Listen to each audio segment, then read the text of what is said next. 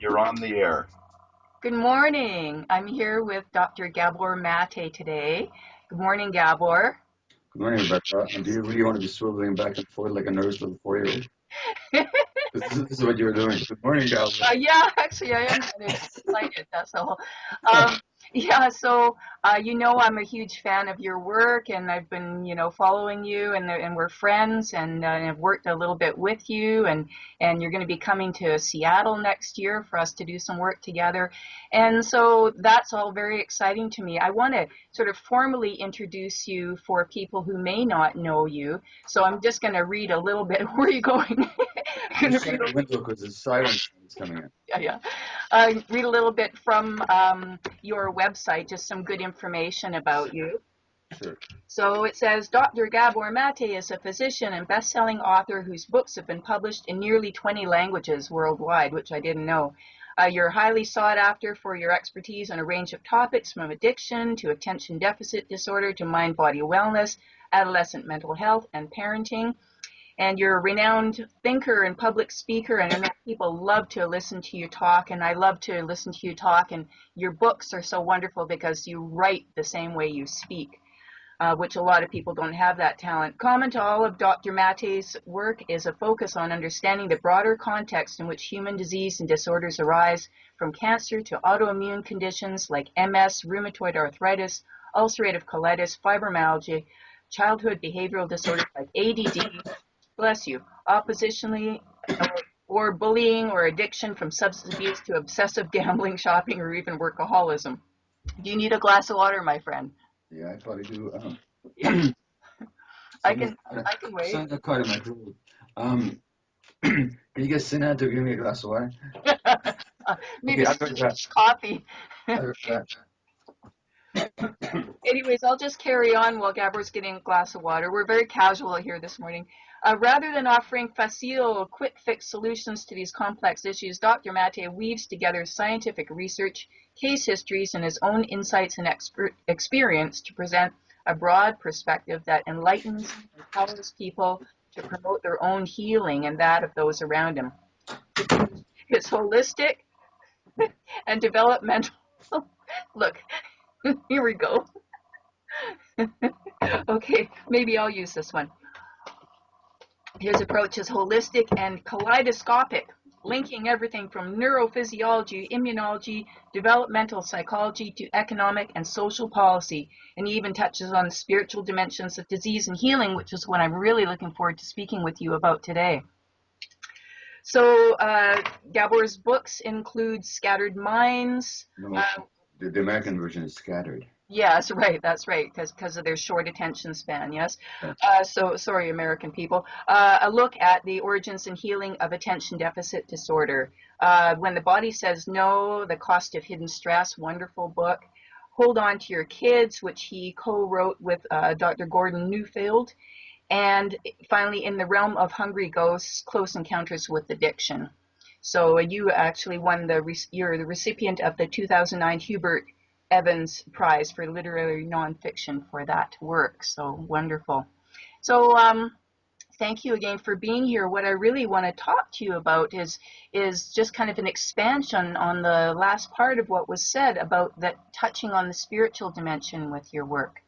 And I know that's probably deeply important to you because with mind and body, there's also the spiritual connection. So I'd like you just to start talking about how spirit connects with your work.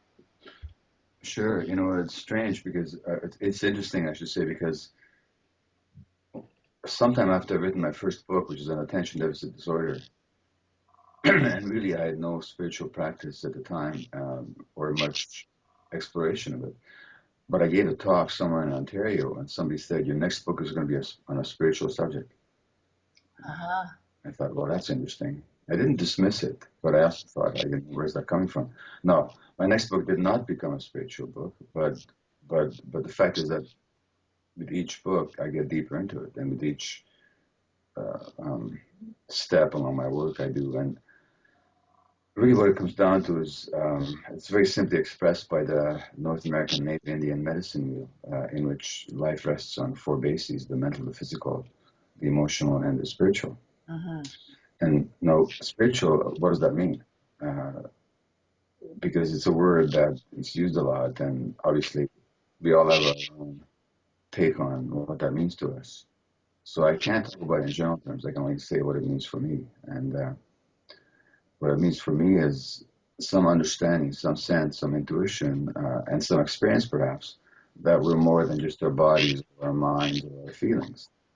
That there's something deeper, eternal, um, something that's part and parcel of all creation. That is really a um, truer core of Uh-huh. who we are than all the things we usually take ourselves for. Uh-huh. And that core self is in the moment, and because it's in the moment, it's eternal. So it's not concerned with past or present, and it's not concerned with anything external or how we look to others or how we look to ourselves. Uh-huh. It's just a reality, and some people have had direct experiences of that, have written about it very eloquently. Others have glimpsed it. Others don't even know what I'm talking about. I myself can talk about it sometimes in words, but have no connection to it whatsoever Uh-huh. that I'm aware of. Um, at times I glimpsed it, um, but it's just something that's that part of us that's more than our history. Yes. And I know that your history, part of your work that you've done is working as a palliative care physician. And even back then, you must have felt the connection of being around the dying and being around their families. And yet you say, it's intangible, but it's something that's there and something that maybe you're just becoming more aware of in your life. But did you feel it back then? Well, I felt something, but I wouldn't have been able to tell you in those days what I felt. And it's interesting because I would feel a similar sense of being moved Uh-huh. around childbirth because I used to deliver a lot of babies and around death. Right. Right. So that can't be coincidental, and it can't be coincidental that I was so excited about those aspects of my work even then. And now, in a certain sense, I'm doing the same thing because although I'm no longer doing deliveries as a physician, nor I am uh, working in palliative care, at the same time, I'm very much interested with both the idea of birth and the sense of being people being born to themselves, being born again, if you like, in religious terms, although I don't mean a religious rebirth, but also in terms of the death of the egoic self, the ego death, you know. So the Right. birth and death are still themes for me, Yeah. except more, maybe in a more direct sense, really. Yeah. Did you see that a lot? Like I can imagine working in the downtown Lower East Side in Vancouver, you got to see a lot of the best and worst in people and just a very broad sense of people being at the, very, very bottom, their very rock bottom and yet still having life and still having some sort of spiritual center. Well, first of all, I want to ask you, what do you mean by best and worst? Uh-huh. Yeah. Well, I guess behavior wise is what I'm talking about, right? So people that express themselves in a maybe violent way or inconsiderate way. And then you see real caring and real empathy and real expansion of spirit in the same person. Yeah, which is to say that they're like the rest of us, and Yeah, absolutely. and yeah, you Maybe see, more raw, it's very raw down there, and Yes. it's very out in the open. Yeah. So the only thing in the downtown east side of Vancouver, with a heavily drug addicted population, there's no pretense. Right. Whatever's there, you see it. Yes. So you do see the most desperate, the most unconscious, the most egoic, the most pained, and therefore the most violent and most manipulative. Yeah. But at the same time, you see tremendous love and caring as well. Yeah. Uncensored, right? It's all uncensored because the social veneer has been scraped off these people Right. by a lifetime of experience. And there's nothing, I mean, it's not that they don't cheat and manipulate, but they don't pretend. Right. Right. We have something to learn in Yeah, that. yeah. So with when the body says no, with the spirit connection to the mind body healing, illness, wellness, can you speak a little bit more about that, about what you've maybe discovered over time and what you knew when you were writing that book? Well, I emphasize the spiritual part of that book because it's not very strong, and at least not overtly. Number one, and number two, there's a kind of a danger in talking about spirit, in that it's very easy to talk about it. And people do all kinds of spiritual work. They meditate, they achieve beautiful states of transcendent joy, bliss, and serenity. And there's a whole range of emotional stuff that they've never dealt with. And there's a California-based Buddhist psychotherapist called John Welber who talks about what he calls spiritual bypass, where people achieve these desirable and lovely spiritual states, but they haven't dealt with their emotions. So I'm far more interested in the nitty gritty of people's unresolved emotions, because the spiritual stuff, other people teach it and let them, you know, that's what they do. Right. Uh, and they're great at it, and because that's been their experience, so they can manifest their experience. Somebody like Adyashanti or Eckhart Tolle, these people have had direct experiences of the, I do, that eternal um, um, truth, Mhm. if you wish, and they can talk about it very eloquently and very immediately. Yes. Uh, I respect it and honor it, and in fact, you might say seek it, but I don't want to be pretending to coming from that position because I'm not very much grounded in that experience. And furthermore, I do think that there's a significant risk in our society of people going for those beautiful states and bypassing the heavy duty emotional stuff, which is far more gritty and far more dirty and far less enticing and far less beautiful. And yet it's absolutely necessary. So that book, When the Body Says No, and the work that I expect you and I will be doing together, at least my part of it, will be really exploring that terra incognita, that unknown ground that's inside all of us. And if there's a spiritual result, that's great. But I will not be directing people's attention to the spiritual truths. Let them come when they come. Then they do come, Yes. you know. Well, I know Adyashanti, who you mentioned, for instance, he will talk about having your stillness time, your time for just being in stillness and quiet and that. And then he'll talk about when you're not, say, in the state of meditating, which is really just a simple state of uh, no competition and just sitting there with yourself. He'll talk about inquiry. And Yeah, so it seems to me that, when you, in the body, when the body says no, and you talk about how, our thoughts and our mind and our emotions and our, nervous systems are all connected, that it seems like a good idea to go back and do that self-inquiry, because there is a spiritual source when we start to look deeply at where our ideas and beliefs come from. well, the inquiry is what I'm interested in, Yes. and if we don't experience our spiritual, if you like, our spiritual selves, um, it's simply because there's too much in the way. Right. So I'm less interested in where's the spiritual self than in just what's the stuff that's in the way, Yeah, clearing absolutely. clearing that, you know. And but I mean about Adyashanti though is that he's clearly somebody who's had what one can only call a direct transcendental experience. You know, I don't know if he would talk about it, and I don't, I don't want to be seen parodying or what he says because I haven't had his experience. But when I read him or listen to him, I hear somebody who's directly has experienced something.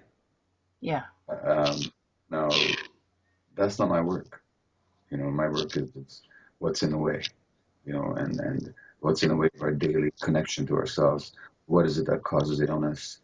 How do our repressed emotions, how do our unconscious beliefs generate behaviors that and generate physiological states that lead to illness. Right. That's what my interest is in. Well, and so to me, what I see is actually it's one and the same. That what you're saying is that self-inquiry is what's important to get to the root of where things came from and to get what's ever in the way of connecting with peace and oneness. You're into lasering in on that and seeing that Yeah, through your inquiry. yeah. That inquiry is the key, I think. And Yeah. yeah, So, Gabor, do you have, this is a very personal question, but do you have a personal practice? Do you have something that you do on a daily basis or a, sort of a touchstone for you to come back to yourself? You're a very busy person and you know many people are wanting a piece of you. How do you get back to your center? as I say in one of my books, I have an intimate relationship with meditation. I think about it every day.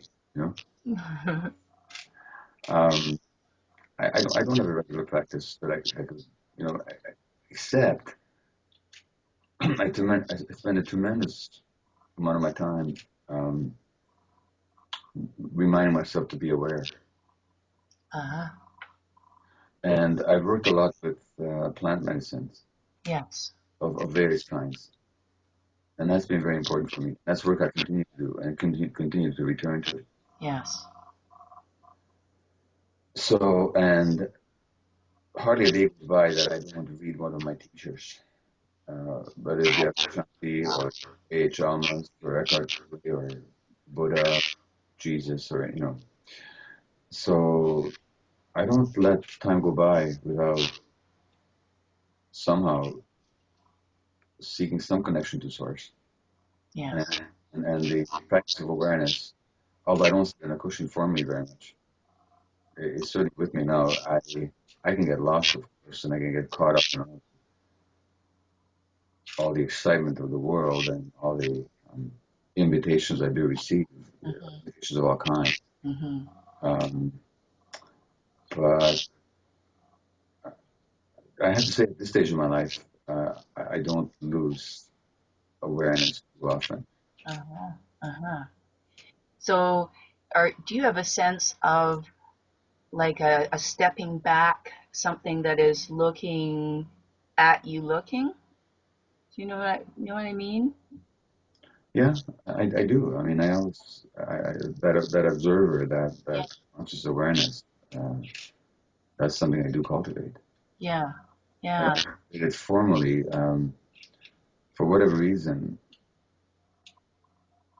the sitting meditation just isn't. I did do a 9-day Vipassana retreat last summer. Wow. Good for you. That's not easy. No, it wasn't easy. Uh, so I'm open to putting myself in that, but it doesn't. You know, it didn't call to me to continue the practice. Yeah. I mean, I could see where it'd be great, but yeah, I could do what I do. I could do that, but I can't do both. Right. Well, and we all have to find our particular path that works for us, and to have the sensitivity to be able to recognize that is important.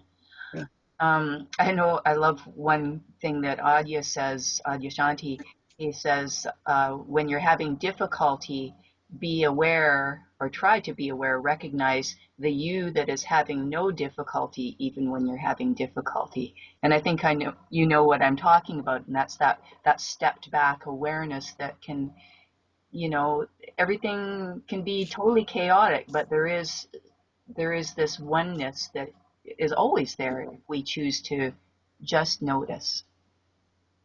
yeah, it's true. On the other hand, the people that go to an IDF trying to retreat Like me.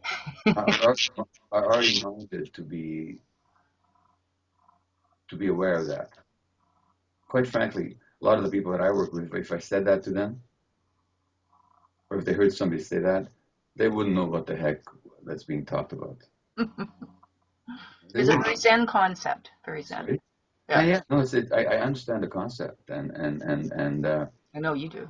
and it expresses the truth, but it's just a matter of it's a question of first of all who's saying it, and again, I think he's saying it from a position of deep personal, direct experience. So he can only say it, he can manifest it. Number one, and number two, he's also talking to people who can hear it, Right, and right. I think, and so I think the audience might not be quite the same, although not that there isn't a huge overlap. But I have to, I mean, as a healer and a medical doctor, I gotta work with people no matter what their state of consciousness is. Absolutely. Well, and sometimes, what we say or what we can actually just mirror to somebody can open a little crack where there wasn't one before, which I know you've seen a lot. Yes, and especially when one can embody what one says. Absolutely. So I mean, there are these people in whose presence, who are so deeply conscious, in whose presence one's consciousness just opens up. And I know that's an attribute of mine to some degree. It's an attribute of all of us. It's a question of how realized it is. Yeah. I also know that it's an attribute of teachers like Adyashanti and others to a high degree. Yeah. Well, I've certainly experienced that myself, being in workshops with you. I remember in my first workshop with you and at Hollyhock, and it was 50 or more people, and it was, based on in the realm of hungry ghosts and addiction.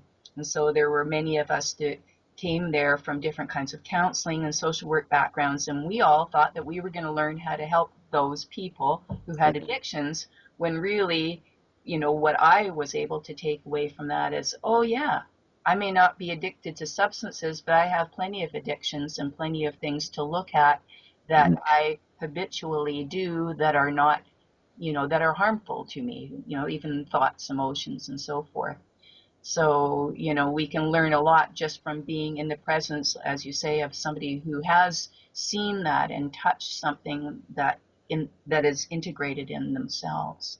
Yeah, a consciousness just evokes consciousness. That's all. So that, which incidentally, to go back to what you said, you thought you were going to learn how to work with addicts. You did, Yeah. because because because the more consciousness you take back to that work, the more you can evoke and Right. invite other people's consciousness. I just got more than I bargained for, right? Yeah, I yeah, thought, oh, I'm going to learn how to help other people when really I learned so much about helping myself. yeah. And that is a comment I get a lot. And, I thought I came here to learn about how to do the work, and I learned a lot about my, well, which is, I mean, I don't see for me. There's no distinction because I know that for me, the more I learn about myself, um, the more powerful my work becomes with others. It's just how it is for all of us. Absolutely. And do you find this sense of feeling you're on a parallel path with people often when you're working, or you can feel those emotions or where they Par- were par- before? I'm not sure I'm following you right now. Harold Oh, Path. I guess what I'm saying is when you're working with somebody who is processing something, can you feel in yourself when you have worked with that similar issue? Is that something that comes up No, consciously? there's hardly anything that anybody can come up with that I haven't Okay, recognized about myself. that It was my point. Yeah. doesn't matter how depraved and or how strange or whatever. It is. No, there's different degrees. Yeah. Absolutely. And some dynamics are more active and more ingrained in some of us than in others. But there's nothing I ever saw by anybody I ever worked with that I hadn't recognized in myself. Yeah. Wow. Nothing. Yeah. Thank you so much for speaking with me today. I always love talking with you, and this has been a great discussion. And I'm just really, really blessed to have you as a friend and mentor and colleague. And really, thank you so much for being here and speaking with me this morning. Yeah, well, it's my pleasure, and I look forward to our work together. Thank you so much, Gabor. Have a great day. Take care. Bye. Bye. Are we saying goodbye right now? I think we are. Okay. All right. Thank you both. Thanks, Sinan. Sinan, let me see your face a sec. Yeah, get your face in Oh, here. well, I'm going to stop recording now. Just a Okay.